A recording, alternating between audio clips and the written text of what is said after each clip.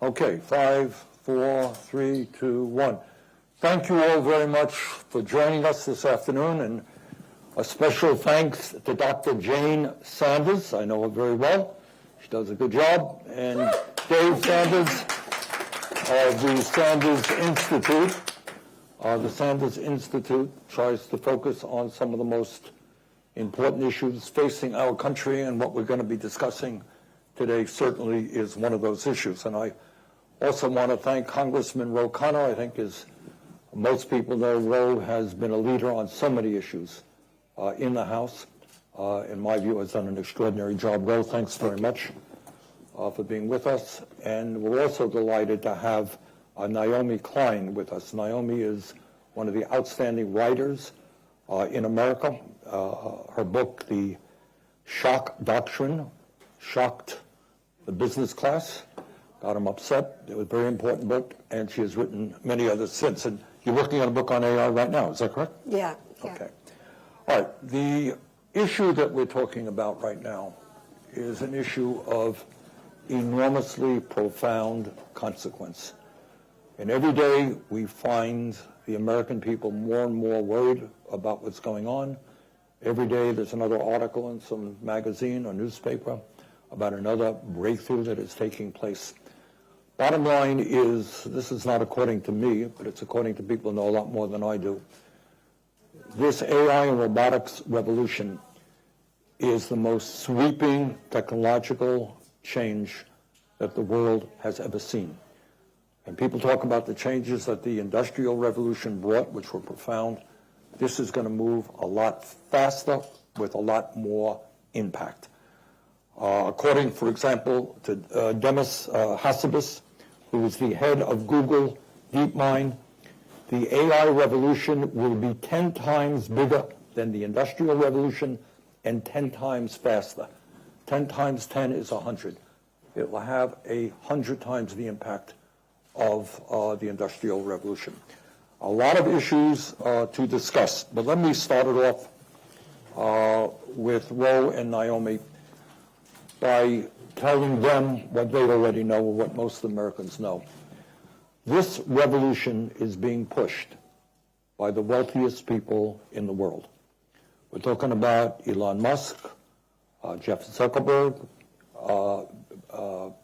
Jeff Bezos, Peter Thiel, and other multi-billionaires who are spending hundreds and hundreds, if not trillions of dollars combined, trying to do the research and the implementation for these technologies. So let me start off with a question for Naomi and Ro, and I think it's important for us to deal with them. What are the motives of these guys? Do the American people think that Jeff Bezos and Elon Musk are sitting up nights saying, wow, we got this technology, we're going to improve life for working people. Wow, that's what we want to do. Naomi, what do you think their motives are? Well, their motives are exactly the opposite, and they're very blunt about this, that they are in a race to reach something that they call AGI, artificial general intelligence, or even something beyond that, super intelligence. And the way Sam Altman defines AGI is the point after which the majority of economically important human activities, the work that we do, in other words, is replaced by machine learning. I agree with you that it is a revolutionary technology, that it is going to transform our economy on the scale of the Industrial Revolution. But unlike the Industrial Revolution, which created huge numbers of jobs, the goal of this revolution is to eliminate jobs. So we don't know whether they will achieve what they're trying to achieve, but they've been absolutely transparent about what they want to achieve, which is a jobs apocalypse. So we can't really have these debates about whether it's going to be good or bad, a particular technology, whether something is going to make things safer or not, when what we know about this system and these individuals is that they break unions with great aggressiveness. They want to be free from their workers. They really don't like it when their workers organize and push back, whether in unions or outside of unions. And I think that's part of the appeal of AI for these guys, is the idea that they could become trillionaires with virtually no employees. I think that might be their idea of heaven. Well, what's their motives? And Ro represents Silicon Valley, where a lot of these guys live and work. What's your sense, Ro? And they're upset at me because of our billionaire tax that we've Yes, I know. proposed. But first of all, thank you, Senator Sanders, for having us. It's an honor to be here with Naomi Klein, whose work I've read and admired. And of course, thank you to Dr. Jane Sanders and David for convening this and having these convenings on important issues around the country. We are not just asked about the news of the day and who's up and who's down, but actually the issues facing the nation. You know, Naomi's absolutely right. I mean, they want to eliminate jobs. It's what they say. I mean, Elon Musk has said he believes the AI will eliminate all jobs. And the question is, how do you use technology? We could consider a positive use of technology to help workers get a medical diagnosis to make them healthier. That's not their use of technology. They're not saying, how do we use technology to empower workers? They're using technology to eliminate workers and maximize their profits. And if you look at the Industrial Revolution, for 60 years, worker wages fell. For 60 years, income inequality fell, even as Britain became wealthy. And so the question, in my view, for AI is, are we going to let a few billionaires, trillionaires, call the shots, or are we going to make sure that the technology is actually used in any way to enhance workers, to enhance total productivity? And one other point, you don't enhance total productivity if you're just eliminating a worker with a machine, because you're still producing the same amount of things. What moves a society forward is when workers actually become more productive and they get a share of the wealth, and that's not their vision. All right, help me out here. Explain to people what we are already seeing in terms of economics. Just one example. Let me start the discussion off in this way. Last month I was with Ro up in Stanford. When we were there, we met with a bunch of folks, and we were in Berkeley, and we took a ride on a Waymo, and I trust that everybody knows what a Waymo is. It's a driverless vehicle. So they're all over San Francisco now, and the driverless car companies are expanding throughout the country. In Texas, as we speak, there are 18-wheeler trucks on the road without a human being in it, 18-wheelers. The guess is, again, people know more than I do, that unless we rethink this, in 10, 15 years, there will not be truck drivers in America. There will not be bus drivers, cab drivers, Uber drivers. There will be a loss of millions and millions of jobs. And in terms of AI, we're already seeing the impact on young people in terms of young college kids having a hard time getting entry-level jobs. So what are you guys seeing? Naomi, what are you seeing? I mean, I'm seeing this, you know, I teach university students and hearing these types of stories firsthand, particularly in the arts. I mean, it might seem, you know, it's particularly ironic because this is something I think we need to foreground when we think about these technologies, is that they were built based on what I would describe as theft. I mean, Anthropic has you can do a search to find out how many of your books they stole. Mine's 9, you know. But it isn't just books. It's all of our social media. Back that up. Yeah. Not everybody is as knowledgeable as you are. So what does it mean that they have now absorbed millions of books and all kinds of pieces things? of art? Right. Because the model of this, you know, they're called large language models, they have scraped the entire internet. They have scraped all of human knowledge and culture. Every written word, every image that exists, it has just been enclosed. It has been privatized and used to train these models. So there are a few lawsuits that have allowed us to find out, okay, how did you train these models? Because, of course, they don't want to disclose this information. But we do know. They're training it on journalism in order to replace it, right? So so I'm hearing this from a lot of young people that, you know, say people who would have who had gotten entry jobs as animators have then lost those jobs. So that's just one piece of it.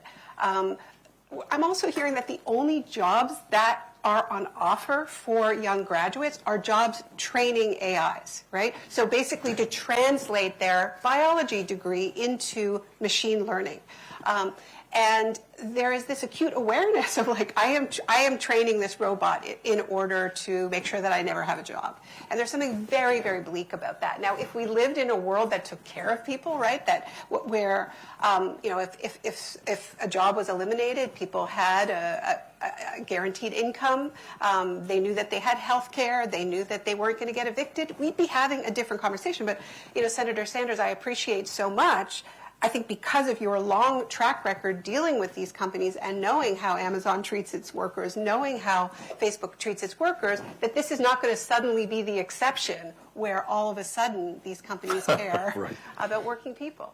Well, I think it's so important to realize the billionaires, and I've shared before that there are 19 billionaires who have over $3 trillion of wealth, 12.5% of our GDP. It's 3 times the wealth concentration as the Gilded Age with Rockefeller, Carnegie, Morgan. And yeah, they built businesses, but it was built on both massive public investment and an extraction. Let me explain briefly both. The public investment, the internet was created by NSF funding from UCLA to Stanford. It is tax dollars that funded the creation of AI, and a lot of that was done at ImageNet at Stanford, at Dartmouth, done at the University of Toronto in Canada. Okay. And then you look at the extraction, which you're talking about, Naomi, that they are literally taking data from every American. They are taking content in terms of what they're actually building their models on. They are, as Senator Sanders led, underpaying workers with public subsidies. That was the whole Amazon fight, that they're basically getting workers subsidized by tax dollars. And not paying them a fair wage. They're engaged in stock buybacks. So it's not like they've had a clean way of building these fortunes. And so when they say, well, haven't we built this money? And I say, well, the reason I believe you should have a tax on billionaires of 5% is because you had massive public subsidy and there was massive exploitation, extractiveness in the economy that allowed you to do that. Now, with this money, I think we do 2 things. One, my view is we should have regulation saying you have to have truck drivers on a truck. I don't want planes without pilots. We want to have, I don't want 6 million people left out without a job. But beyond that, I suggested we use this money to create a Work for America program where the federal government models of Roosevelt hiring people to do things to build community, to rebuild their towns, to rebuild the country, not just becoming data folks. Doing things for parks and healthcare and community. And in my view, that would be something that could be a generation patriotic jobs agenda. Let me just mention, when we talk about the economy, how bold and aggressive these guys are. The Wall Street Journal reported recently that Jeff Bezos wants to raise $100 billion to do what? To automate factories in America and around the world. In English, you know what that means? It means there will no longer be manufacturing jobs in the United States or in warehouses. He wants to get rid of the 600,000 Amazon workers and replace them with robots. Elon Musk is converting Tesla, at least partially, to a robotics company. He wants to produce 1 million robots a year. And as these guys have just said, what do you think a robot is there for? It's to replace a human worker. I don't know, nobody knows what these robots will cost, but assuming $20,000 or $30,000, that's a hell of a lot cheaper than paying somebody $60,000, $70,000, $80,000 a year, health benefits, vacation time, dealing with unions and so forth and so on. That is what we are looking at economically. And the polling is really quite clear on this. People do not believe what the establishment is telling us. Oh, this is just another economic change. Yeah, we'll lose jobs, but we're going to gain some other jobs. People do not believe that. If I could just share one example that really supports what you're saying, Senator. When these data centers, and you've been so active on the community resistance to these data centers, right? Because industrialization is always a trade-off in communities. We know that, right? Like the factory comes to town, it may pour sewage into the river, it may spew pollution, but it created jobs, and the jobs circulated in the community, and there were all kinds of economic benefits, and maybe they were able to reduce the pollution and so on. So it was a trade-off. It was a give and take. Now we have what, Astrid Taylor and I in this new book, we're calling ghost factories, because it's a factory, and sometimes if it's Elon Musk in Memphis, he actually took over an Electrolux factory that used to employ hundreds of people. And now there's just a handful of people who work there. And they're overwhelmingly people working in security, they're sweeping the floors. Now there's a new company that is marketing that they have robot dogs who will do security at the data centers. So even this handful of jobs that were being offered, they're already working to try to figure out how they won't even need those. Well, let's go from robot dogs to the issue I know you've been worried about, the impact on foreign policy and war in the military. It's not just dogs out there. I mean, you're looking at potentially robot soldiers. Yes, you're looking at drones doing all that they're doing. Say a few words on the impact of AI on military stuff. Well, we're already seeing this. The Pete Hegseth's Department of quote-unquote war, right? They signed 4 $200 million contracts with all of the major AI companies. And we don't fully know which company is doing what, but we're starting to find out. And I think just backing up, one of the things we know about AI is that it's glitchy, right? The companies call it hallucinations. It makes mistakes. They have not been able to figure out how to fix the mistakes. It happens. Anyone who's used these technologies has seen it. It can be miraculously accurate, and it can also make the most basic errors. And you're like, how did you get there? And then when you ask the companies, how did you get there? They can't fully explain it. This is a strange thing about this technology. I mean, if you built a car and you said, I don't know how it worked, right? Mm-hmm. You would think maybe you shouldn't release that product into the world, but that is exactly what these companies are telling us with great transparency, that they don't fully understand, that they haven't cracked what they call the alignment problem. So you can't issue like a straight up directive like don't lie. They don't have the capacity to do that. So if we know this about the technology, why would it be that we would be embedding it already in the highest stakes applications that you possibly can, which are the lethal ones, which are war? So we know already that that AI has been used in the U.S. and Israeli illegal attack on Iran. The Wall Street Journal reported that in the first 24 hours of the U.S. attack on Iran, 1,000 targets were identified in 24 hours to bomb.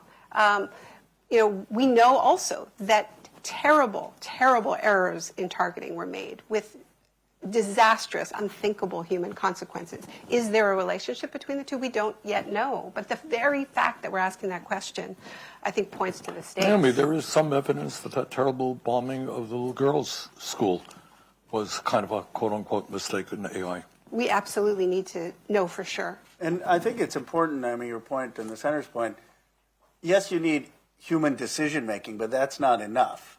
In other words, if AI is doing all the data analysis and saying, okay, here's the target, and you just have a human being saying, okay, I'm the one who's going to give the order, then they're saying, okay, well, there's a human last-minute judgment. Exactly. That's not enough. What's happened is just a dependence on these machines. And it is, from all the reporting, clear that those machines are the ones that gave the target of the school, which basically killed Iranian girls. So, yes, it was a human being at the end who said, strike. But how do you separate a culture where people are so dependent on technology? I mean, one of the things I often say when people say, hey, should we teach more AI? I said, how about teaching more civics? How about teaching more ethics in our students? Well, take it a step further. Just let's think about this for a moment. That the idea that we're still fighting wars and killing zillions of people in Ukraine and Gaza, Iran, is pathetic. I mean, it speaks not well of humanity. But historically, at least, leaders had to make a decision.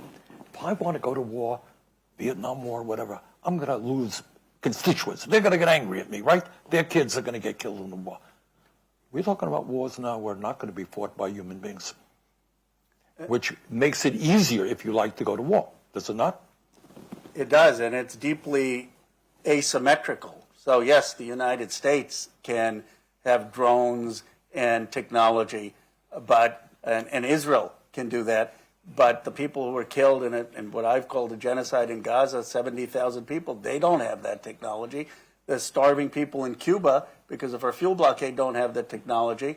The people in Iran who we're killing don't have that technology. So you have one side of political leadership in our country that doesn't have to worry as much about debts for our people. And we, of course, want to make sure that we're saving every U.S. service member. But then there's no consequence, no moral deliberation about the dignity and worth of people who we're killing. All right. Naomi, you mentioned a moment ago about AI sweeping up all kinds of information, including your books. But it is not just intellectual work. They are sweeping up the private records of where I shop and my health care and all that stuff. Thoughts on that? Is our privacy, is there going to be anything left of human privacy unless we deal with this? Well, I think we saw a glimpse of where we're being taken when ICE occupied Minneapolis. And we heard reports from a lot of people on the ground who were standing up to ICE that they were having these very creepy experiences where ICE knew their names before they had said anything. They knew where they lived before they'd said anything. So just scanning a face, scanning a license plate. I mean, you will both remember after September 11th and the attacks on civil liberties in this country, and there was an attempt to introduce something called total information awareness, which was exactly as you described, Senator, this idea that they would be able to merge our Amazon shopping records, what library book you took out, and what flight you booked, and create a kind of data cloud. But, that was before the iPhone. That was before we were doing everything online. So I think we're seeing really a resurgence of that vision of total information awareness, which they actually had to shut down because there was so much pushback. We're now seeing it really pushed by companies like Palantir. And we're not having the debate. I think a big part of it, what you were just saying about these wars where there's less of an incentive not to go to war because you have people like Pete Hegseth talking about total dominance and, they're bragging about how asymmetrical it is. But also you have now a whole other sector that is completely embedded in warfare and has an incentive to be in a state of endless war. Like we know the weapons companies already had that, right? But now the tech companies are kind of merging with the weapons companies. And of course, you've got the fossil fuel companies. They're all benefiting. So that is talk about a lack of alignment. I think what we want as human beings, which is like to live in peace and have some economic security, is the exact opposite of what this ballooning sector wants. It's good for their bottom line. Thoughts on privacy? Well, it's an enormous issue. I mean, it's an issue where they're not just taking our data, they're trying to figure out what we think. Sure. They're targeting us to have the most sensational response without thought, and they're targeting young people. People under 18, especially young girls who have had eating disorders because of the junk they're being fed, have had suicidal thoughts because of the junk they've been fed. And it was a dereliction of Congress. We have not passed any privacy legislation or restrictions really on social media companies as they've had a total carte blanche to do what they want. All right, it is no secret to anybody that in the country today we have a mental health crisis, exacerbated, I think, by COVID, especially acute among young people. I know we were talking about this earlier. To what degree, guys, do you think AI is intentionally addictive? And what are the implications of that? We are seeing now kids, and it's not just AI, it's screen time in general, with attention spans. I talk to teachers a lot.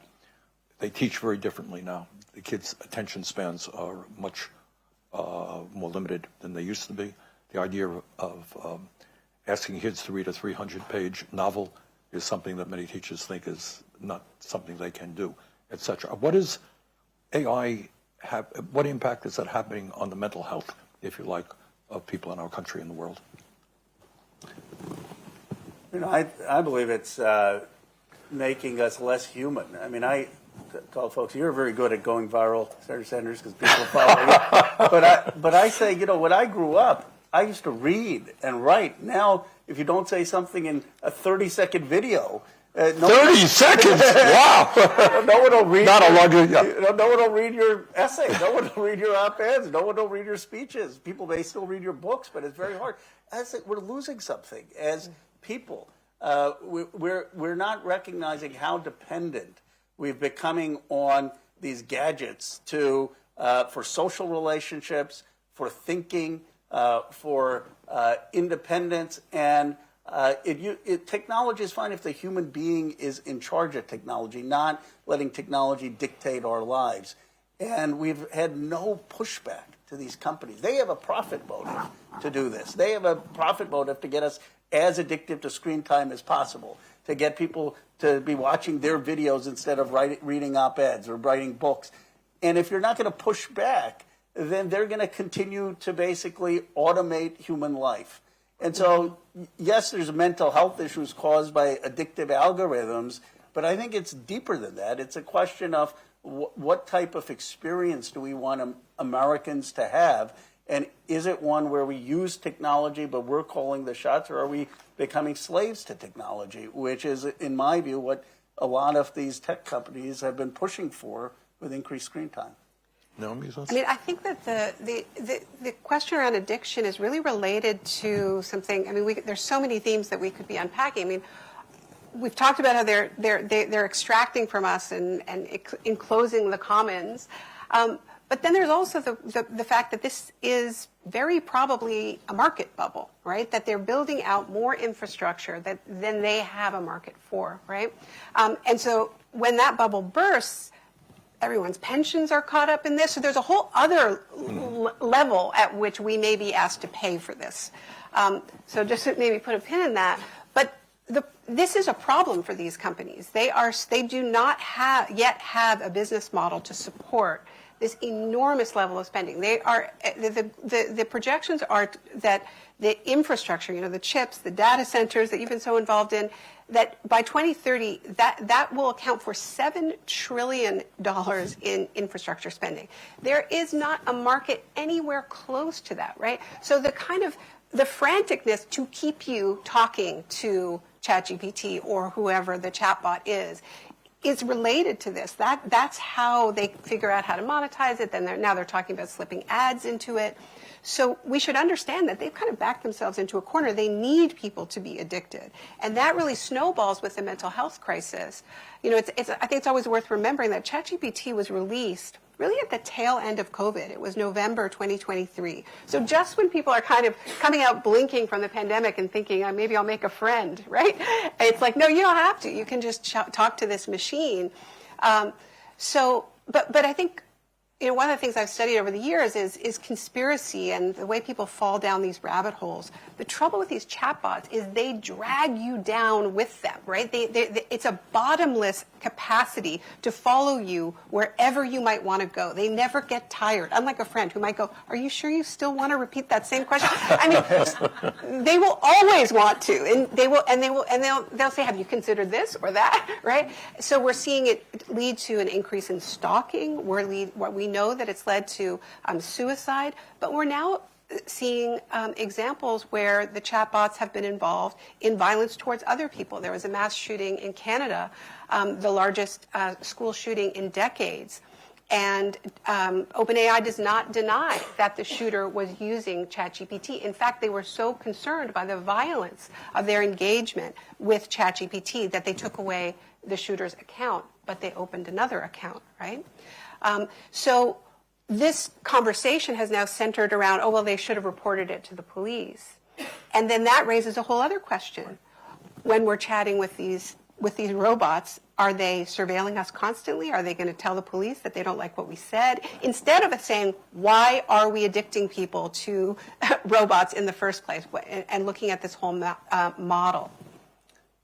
I think the conceit of these technologists and these billionaires was that as long as they just built technology, it would improve human beings, humankind, and no consideration for the human element. So let's just have people talk on Facebook. Let's just have people go on YouTube. Let's just have people do these chatbots and search. And of course, it was convenient because it was making them money, making them billions of dollars, but their view was like, okay, technology is just going to improve things. And you're pointing out, no, actually, a human intervention matters. And it matters that you don't get addicted. And it matters that you don't have an algorithm just sending you junk. But I think the broader frame problem is that there was never a system to check just extractive capitalism. There was not a human-based system saying, look, we're going to push back and have technology actually benefit people, workers. There's a lot of benefit to technology. The problem is it's not been steered in a direction for ordinary people. It's been steered to maximize profit. Let me pick up on a point that both of you made.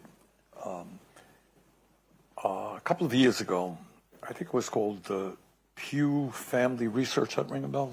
Pew Research, whatever. They're a prominent and reputable polling agency. And they asked a very interesting question. This gets beyond AI. They said, in so many words, do you think life is better for somebody like you, your middle class, working class, upper income? Is life better for somebody like you today, a couple of years ago, than it was 50 years ago? You know what the answer was? Pretty overwhelmingly, people said they thought life was better for somebody like them 50 years ago. Picking up with the point you're making.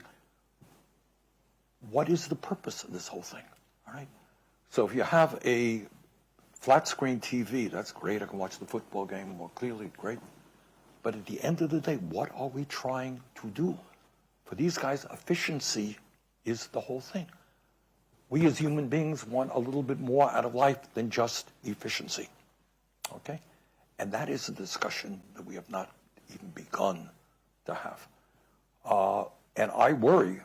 And, it's when we talk about where we've been in the last number of decades, and we've all worked on these issues, we know that it's not just economic in the sense that despite all of the technology out there, increase in worker productivity, workers doing much better today?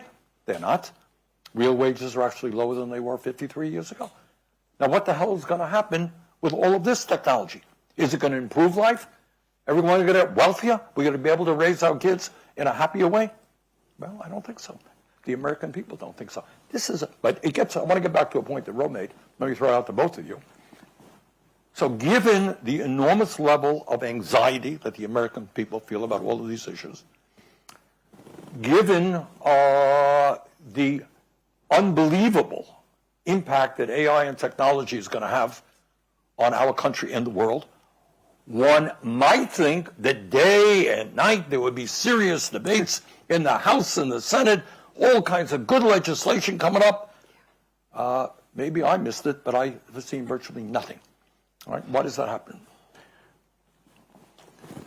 Rome, who's interested in us not doing anything on these issues?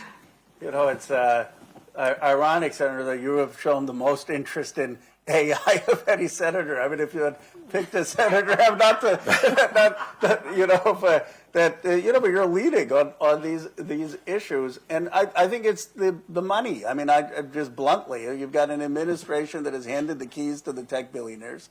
They have no interest in making any regulatory framework. They come to Congress once every 6 months. They get yelled at, and nothing changes. And by the way, people should probably be yelling at the Congress as much as these tech titans, because the Congress has just given them free rein. And they use this kind of jargon of technological superiority to hide the fact that it's a basic question of values. And it's a question of, are you going to stand up for kids and consumers and workers, or are you just going to allow these technologists to call the shots? But I believe this is the issue of our time. Obviously, I'm biased. I represent that area. I see all these billions. But when you have 1/3 of the nation's wealth being produced in 50 miles in my district, and you have massive people across this country saying that the American dream is dead, and you have no sign of the AI revolution going to stop, and if we're not talking about this issue, I just don't see how you talk about wealth inequality or income inequality or jobs or labor or anything else. We've got to get a handle on this, or this is going to be worse than globalization and automation.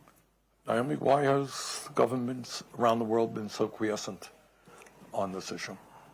Well, first of all, I have to say I really appreciate, Congressman, that given where you live, and I'm sure that they've offered you all kinds of money, that you have been speaking out on this. Well, they're offering my opponent all kinds of Right, right. But look, there's so much this can bring the country together, right? There is so much bipartisan opposition. Any politician that decided to run on this and truly make this their issue and spoke to the spiritual crises that we're talking about. What does it mean to be human? But also the economic. Also, by the way, the climate, which we haven't talked about, which we could have talked. It touches absolutely everything. At the community level, what's really driving this is people are worried about their water. They're worried about noise pollution. It really is. Astra and I, we call it the new pro-life movement because it really is so basic. It's like, do you like life? Do you like the animate world? Do you care about this? Turns out most people do, however they vote. I think that there's the potential to make taking AI money as toxic as taking APAC money. There's APAC and AI PAC. And as long as there are politicians going into this space and saying, we're on your side, I think that they can really create a very broad tent. If the Democrats don't do it, it will be the same thing as the neglect over free trade. Right. It will be a repeat of the same thing. Very good point. I would just mention to folks that to the best of my understanding, as of now, just for the 2026 elections, AI has already put $400 million into elections. And we got 5 to 6 more months to go. Yeah.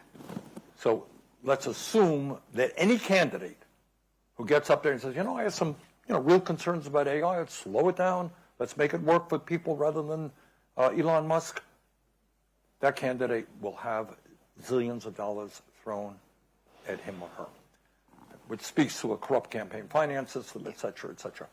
But to my mind, it is very clear why Congress is not dealing with this issue, and that is the power and the wealth of people who do not want us to deal with it.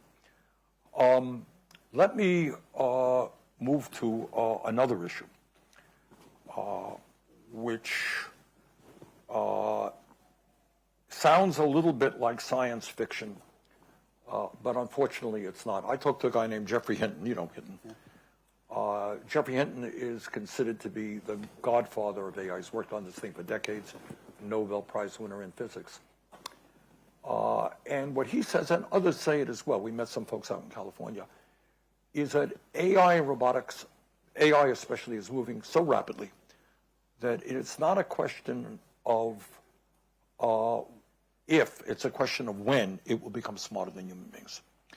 And the fear of these guys, which used to be science fiction, is that AI will essentially establish its independence from human control in order to protect itself, and then raising the possibility of horrific things happening. You guys have any thoughts on that? You believe that? You don't? Is Hinton exaggerating the problem, or is it real? I'm interested to know what you think. Well, I certainly think it's a real risk, and I don't know whether it will happen or not, but why would we not take every precaution to make sure it doesn't? I mean, if you put it at whatever probability, there's a probability of agentic AI doing incredibly damaging things. And this is what I don't understand with when people say, well, we want to compete with other nations and have a race to the bottom. Why not have America, to the extent that we are going to have AI, be excellent in making sure it doesn't have surveillance, in making sure the agentic AI isn't going to do crazy things, in making sure that it's safe, in making sure that we have regulation. By the way, then probably people from Africa and Asia and other places would want the American standard. That's what we used to have in our industry when we used to have labor and strong safety standards. People used to say, yes, I want the American product because I know there's a quality to it. Instead of saying, okay, no, we want to have a competition to the bottom and be selling stuff that may kill you if it goes wrong. And the other point on the regulation is, by their own admission, and maybe they're hyping the technology, they're saying this technology is going to be bigger than nuclear, it's going to be bigger than electricity, it's going to be bigger than aviation. Well, the last I checked, we have an FAA for aviation, we have nuclear energy regulated, and we have electricity regulated. So you're telling me on one hand that this is going to be bigger, and then you're saying you don't want any regulation? I mean, it makes no sense. I mean, and more than that, I do think that if we look at these Silicon Valley billionaires who lined up behind Trump during the election campaign, and many people were surprised to see them there in the front row at inauguration. Some of them, like Peter Thiel, had supported Trump for a long time, but the others didn't. A lot of them didn't. And if you listen to what they have been saying about why they flipped, a lot of it was because there were some gentle regulations on crypto and AI during the Biden administration, including things like trying to figure out how to prevent, AI from killing us all, and keeping it away from nuclear weapons. Really sort of sensible policy that you would think. Apparently, this was too much. Mark Andreessen gave an interview to the New York Times where he said they were trying to kill us. And what's going on now with the Trump administration, and you can track it during the election campaign. There was a fundraiser at David Sacks's house. They explained to Trump that AI would use a huge amount of energy and it could all come from fossil fuels. He thought that sounded fantastic. And the guy who spent his off years suing big tech and railing against them suddenly decides he's going to be their best friend. And they raised $12 million in one night, and they've been, showering him with money ever since. This, by the way, is a huge betrayal of his base, who thought that he was anti-big tech. So that's, something else to harvest if anybody wants to do it. That's the peace candidate you're talking about? Exactly, the peace candidate. Wanted to make sure we're talking about the same guy.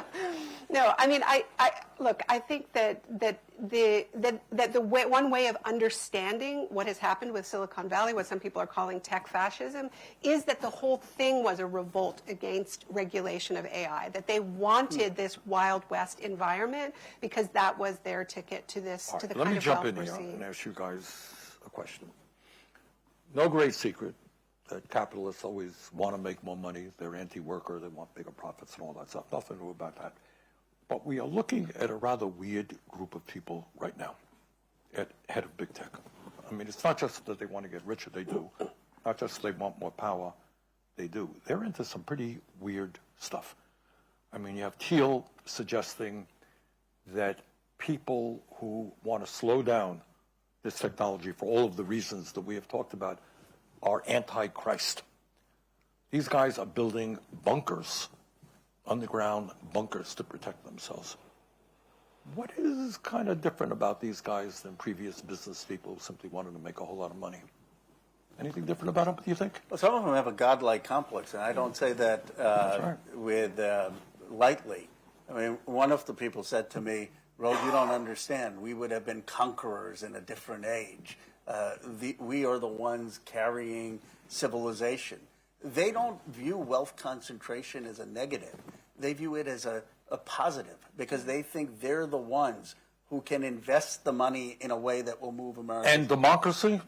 They're on. I mean, Peter Thiel and the thinkers that they listen to actually think democracy slows things down. Democracy is weakness. Democracy is too messy.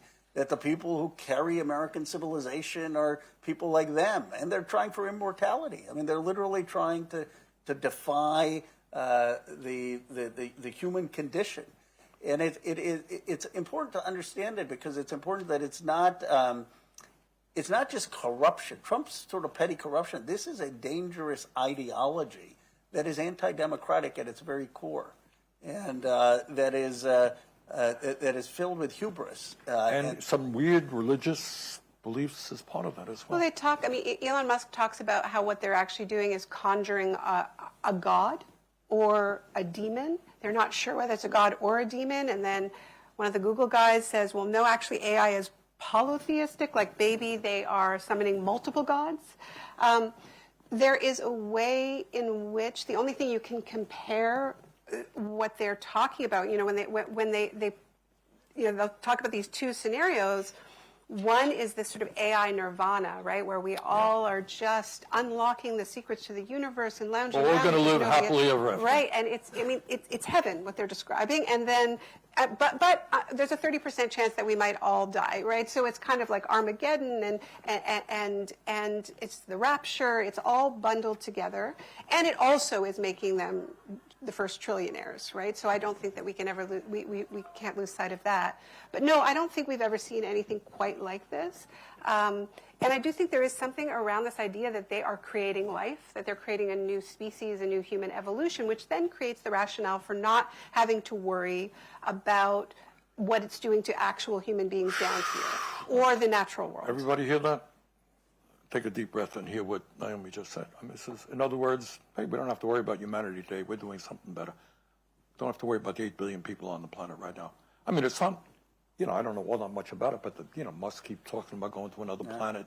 These guys building underground bunkers, et cetera. But he turned, it's, to say the least, it's weird, and I think it is very dangerous.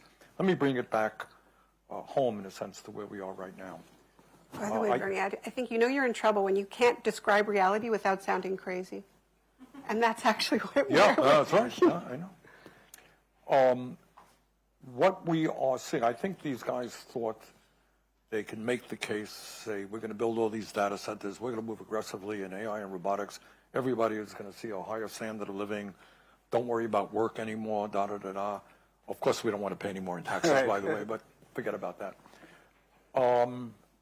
But it didn't quite work out that way. What we are seeing in all over this country, from in conservative areas, in progressive areas, people saying, hey, thank you very much. We prefer not to have a data center in our community. Naomi, you've written a little bit about this. Why don't you say a few words? It's a true uprising, and it's blue cities, it's deepest red state. I've actually never seen such a widely bipartisan issue. And even, within the communities, people are saying, I'm talking to Trump voters, and we're finding that we're both concerned about the water in our community and so on. So it has tremendous potential. And explain a little bit. Take a minute to explain actually the kind of resources that a data center requires. Well, it depends on the data center. I guess we could talk about, why don't we talk about Elon Musk's work in Memphis, where he was worried he had fallen behind, so he went into kind of hyperdrive in order to open the world's largest supercomputer in Memphis, Tennessee, in a majority black part of Memphis near a community called Boxtown. But he was in such a rush that he couldn't generate the energy fast enough, so he rigged up, I believe it was 35 gas-burning turbines, the kinds of things that would be used as an emergency backup generator in a remote area, 35 of them, just roaring sound, and spewing carcinogens into the air. Lack of transparency, so intrepid environmentalists did a flyover, so they used infrared so they could prove that this was actually happening. Then he opened 2 more. By the way, he called it Colossus, and that is the name of the supercomputer in science fiction that takes control over the nukes. So once again, I don't know what's wrong with these guys. But so that's, in Memphis, it's overwhelmingly about air quality. It's already an area that has been the site of terrible environmental racism, already has very, very high childhood asthma rates, cancer rates. So this was on top of that. But in other communities in Memphis, where where Amazon wanted to build a huge data center, it was really about water because it's such a water-stressed area. So it depends, it depends on the geography. But the issues have been water use, and there are different ways of building a data center that are more or less water intensive. But one of the things that people find when they're opposing a data center is they cannot get information. It's like trying to get information out of any of these companies, right? They are black boxes. sources. So one of the things that, one of the reasons why I think it's such a good idea to have a pause and set some standards is a basic standard might be you have to tell the community how much water and energy and the impact on their electricity rates, things like that. Of course, Trump has tried to overpower this, so this has become another issue. It's become a democracy issue because people start organizing when they find out about it, often very late in the game. In the case of Memphis, it was all covered by NDAs, so they found out about it after it was already open. Okay. In other cases, they find out about it, they organize, they get the council to vote in their favor, and then it gets overridden because Washington is saying, actually, this is a national security issue because we're in a war with China. I think it's inspiring to see the citizen activism around the opposition to some of these data centers in their communities. It's for all the reasons you said, whether it's the water or the electricity bill going up, or the fact that no one asked them what they wanted in their community for their land and what they thought was their vision. But I almost think it's deeper than just the data center. My sense is that some of these movements are upset and striking out against a feeling of a loss of control, that they don't see a political system or an economic system working for them where they have no control. These billionaires are putting these super PACs, they're buying government, they're buying politicians, they have offshore jobs, they have automated jobs, their kids, they don't know if they're going to have a good life. They feel like they haven't, their economic standard has been declining the last 50 years. And, people love throwing out the word Luddite, but anyone who studied the Luddite movement who knows it wasn't an anti-technology movement. It was a movement for workers saying this industrial revolution isn't working for us. We want our share. And I say this all the time to the tech billionaires. I say, I'm the nice guy. The generation coming after me, they really are going to be much tougher. Just pay taxes as the anti-revolution tax. Have a new social contract because you don't understand the anger that's bubbling up in this country. No, I think both of you make really good points. And it gets back to, I think, Ro, you mentioned when I'm the free trade argument. I was here in the House, actually, in the middle of those debates. And what the ruling class said is, hey, we got this great thing. Look at China. It's a market of 1 billion people. Do you know how many jobs we're going to create selling our products to China? And all of us knew that was a lie. What we understood is they wanted the labor in China, which then was like 25 cents an hour in factories. And what happened is thousands of factories in America were shut down. Millions of people lost their jobs. And many of those communities have not recovered as of today. And now we're hearing again, hey, trust us. There's a great technology going to improve your life. People increasingly do not believe it. They don't trust the motives of these multi-billionaires for all of the right reasons. And what you're seeing, just all over this country, in red communities, people are saying, excuse us. They're thrown out there, taking on their local city councils, et cetera, et cetera. So this is really an unprecedented grassroots revolt, not only against the data centers, but against this whole idea that the people are sick and tired of very, very wealthy people operating in a secretive mode, pushing through what they want against the needs of ordinary people. It's a big deal. Sometimes it's about farmland too, just because they're so huge, right? And so there's a farmer in Kentucky who was offered $26 million to sell her farmland, and she said, "I'd rather feed the nation." Oh. But what you were saying, Ro, about the accusation of being anti-technology, I think part of what we're dealing with is that AI is really a marketing term. It doesn't mean anything. We used to call it machine learning. All of these things are being bundled together. The very dangerous, superfluous things that clearly make life worse with things that everybody would support. If it's going to help with cancer research, who's going to oppose that, right? So we get told that we can't make any choices. It's either all or nothing. And that's simply not the case. And what anybody who actually uses the technology will say is that actually if you want to use AI for cancer research or to make renewables more efficient, you can get great live data about where the wind is blowing. Those are very small models, and the most important thing about those models is that you have good data for them. If you've got good clean data sets, you're going to get really useful AI. And this administration has been slashing funding both for climate research and for cancer research and for all the kind of basic research that would make sure that AI was able to be used for useful purposes. So I think we need real experts to come in here and explain a lot of this, because it's deliberately mystified. All right, we're coming to the end. Ro, where would you like Congress to go from here? Well, picking up just on one of Naomi's last points, I think is so important, because while we've had ChatGPT and all this social media, one of the things that even these tech leaders can't explain is that productivity, actually, of the country has not gone up dramatically. So it's not like we are even increasing dramatically the production of the nation in things that are providing better health and better jobs and education. It's that you really have been either eliminating jobs or moving profits in significant ways to these billionaires.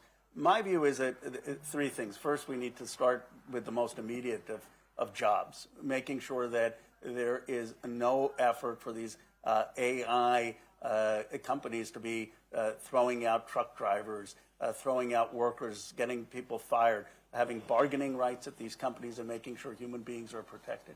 Second, I do believe there's an opportunity for a bold, patriotic jobs agenda with the federal government, modeling what Roosevelt did. And the reason is now it's not just blue-collar jobs that are at risk. It's jobs of, kids. I was just at Brown. Now the Ivy Leaguers are concerned. So you have a broad constituency for pushing a jobs agenda in this country. And then third, I would say, is just fundamental safety and regulations, that people need to know that the billionaires aren't going to have a free reign. And we should be very simple. And this is something, Senator Sanders, you've been very clear about in part your whole time around the country, which is identifying what the problem is and not using 15 paragraphs to explain it. It's the problem is the political money in politics and the corruption of that, and standing up to that with these AI PACs and others and getting regulation done. Naomi, where would you like us to go? I think we need to have a national and international conversation, because these are global technologies, about how we can use these very powerful tools to make our lives better, to enhance life, to have a human-first AI policy, right? And that means that we look at it holistically. We figure out how we do it in the least resource-intensive way to have the best results. And then it isn't about turning a bunch of guys into trillionaires. It's about what kind of society we want to live in, how we want to treat each other, how we want to protect the natural world. That's a really good conversation for us to have. I think we should be having town hall conversations about it, and we might find out that we have more in common with our neighbors than we thought. I think it could be a fantastic exercise. And like I said before, I think any politician who takes it up is going to be very popular indeed. Well, let me just pick up on your last point in saying that I've talked to people in China. I don't know if you have, Ro. And some of them have exactly the same concerns that we're talking about right now. And it's important, because of the nature of this technology, that we work together globally. Can't be just done by the United States. It's got to work with other countries. Number two, as I think we've been discussing here, I think the resentment and the concern about this technology has everything to do that people no longer believe in government, what politicians are saying, and certainly not what the billionaire class is saying. They've been through it. So you're living in an America today where we have more income and wealth inequality than we've ever had. What is this thing going to do to that? It'll make it worse, right? Anyone deny that? We have a healthcare system which is broken. We have an educational system which is deeply flawed. Kids can't afford to go to college. 3 blocks away from here, we have people sleeping out on the street. All right.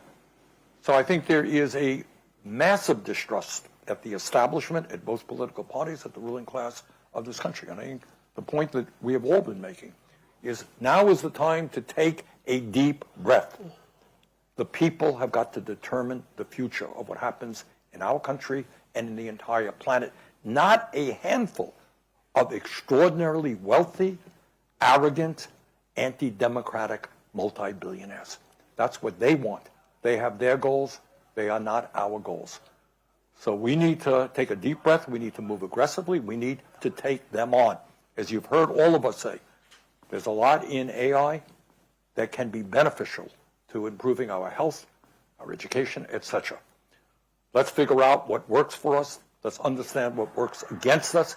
Let us, ordinary people, determine the future of this explosive technology and not just the few. So with that, let me thank Ro and Naomi for being with me this afternoon, and thank you all for watching. Take care.